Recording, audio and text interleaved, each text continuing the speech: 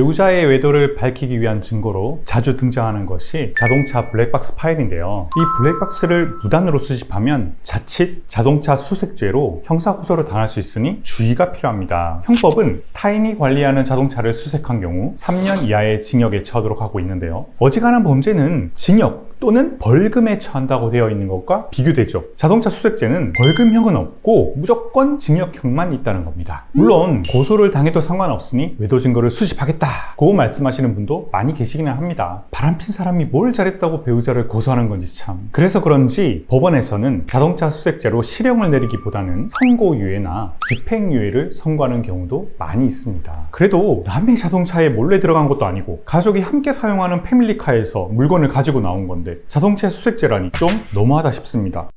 그래서 지금 말씀드리는 세 가지 경우에는요, 자동차 수색죄에 해당하지 않게 되는데요. 첫 번째, 배우자뿐만 아니라 나도 자동차를 운전하고 관리한 경우. 두 번째, 배우자가 본인은 떳떳하다며 블랙박스 확인에 동의를 한 경우. 세 번째, 내가 운전을 하지 않지만 평소 자동차 키를 가지고 자동차에 짐을 싣거나 옮기는 등 자동차 출입, 수색에 관해 배우자로부터 일반적인 양해를 받은 경우입니다. 사실 정상적인 가족관계에서는 이 세 가지 중에 하나에 해당하는 경우가 많겠죠. 다른 말로 정상적인 가족관계가 아니라면 문제가 발생할 수 있다는 겁니다.